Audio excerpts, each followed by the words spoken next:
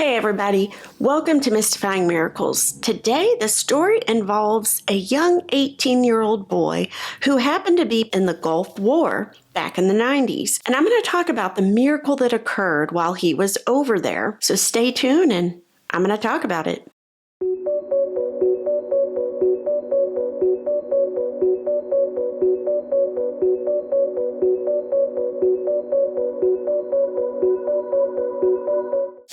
Wiggins. He had two sisters, but he never got the chance to know them.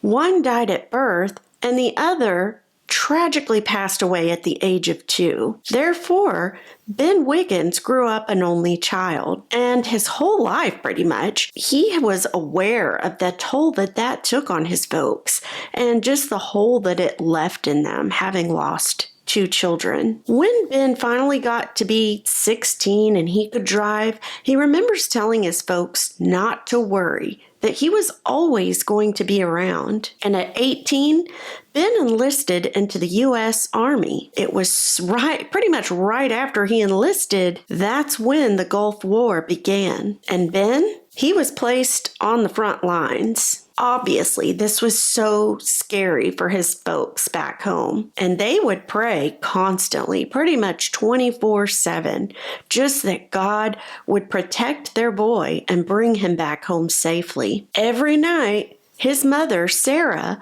would talk with God, and she would ask constantly for that safety. Well, initially, when the Gulf War began, it was quite dangerous. And the U.S. troops, they were prepared to battle Iraq. Ben, as I said, he was on the front lines, and he was with those troops that were going to cross over. Hundreds of Army soldiers crossed the border, and a battle ensued. As the hours went by, it looked that the U.S. was going to be quite successful. And there happened to be like a lull in action, and that's when Ben decided to take a rest. As he's resting, someone grabs his arm, and it happened to be an Iraqi soldier who was about his age, another probably 18, 19-year-old. This soldier had a weapon pointed right in Ben's face. The soldier kept shouting this and that, but Ben, of course, couldn't understand what he was saying. In addition, Ben was way too terrified to even move. Well, this Iraqi soldier ends up hitting Ben in the head, in his face, with the butt of his rifle.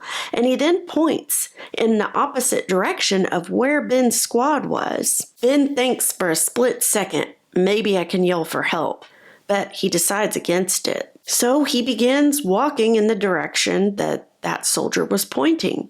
And every so often, Ben says he would get a sneak peek back just to kind of see what was going on.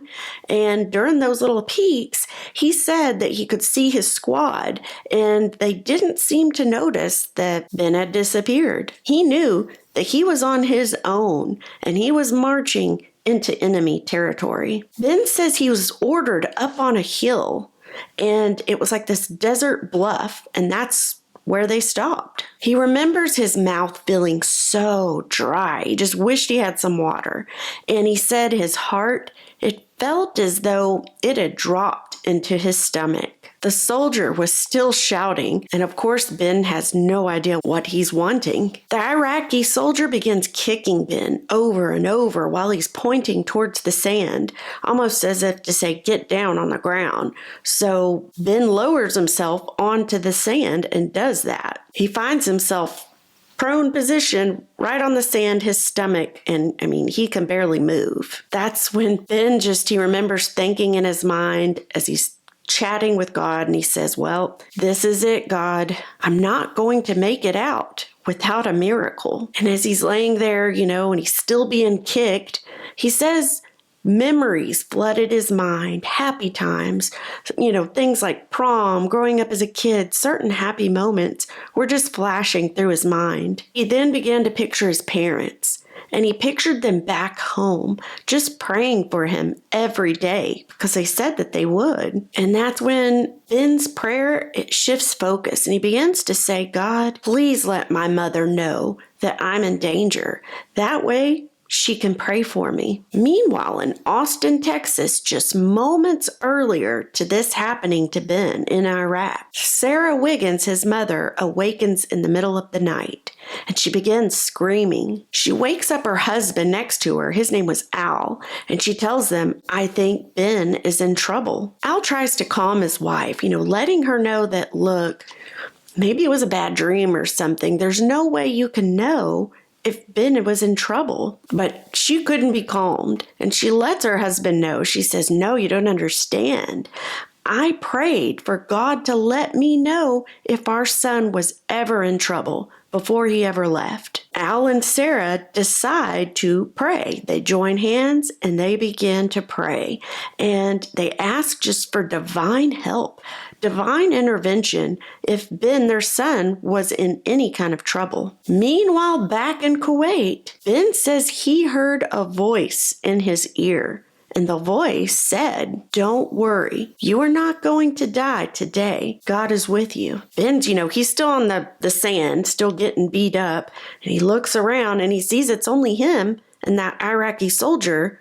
So he knew exactly in that moment. He says he began to have chills running down both arms. And he knew that those words that he heard in his ear, they were true. He tells God, "I hear you. I can feel your presence. I beg you for a miracle." After he ends his prayer, he says the Iraqi shouted a few more words, and then he pulls back the butt of the rifle from Ben's head, and he runs down just this sandy embankment without, for no reason. Ben doesn't know why. But that's exactly what happened as soon as his prayer ended. While Ben struggled for breath because, the sand, the elements, he'd been beaten, he knew that he was alive, and he was so thankful, but also confused because he was thinking, what just happened? He didn't know why the guy had just run off like that. He begins to tell God and just thank him over and over, profusely thanking him for his divine protection. Ben was able to return back to his troop. And it was 2 weeks after that Sarah heard what her son went through. As Ben begins telling his mother all the details, Sarah begins to have chills running down her arms. After chatting back and forth, the two of them began to realize the hour that Ben had been captured was at 2 a.m. Central Texas time, the exact moment when Sarah was awakened in the middle of the night and screamed. God did let Sarah know exactly when Ben was in trouble. And as her and her husband were praying, Ben was all the way in Iraq praying. God, he worked out a miracle. And for whatever reason, who knows why that Iraqi soldier went running and didn't take Ben as prisoner, or worse, Like, it would be interesting to find out what made him run. Maybe he saw an angel or something. Who knows? But what a story. Let me know your thoughts on this one, guys. I hope it was a blessing to you to hear it. And thank you for watching, for listening, and for supporting me. I'm going to see you guys for the next one.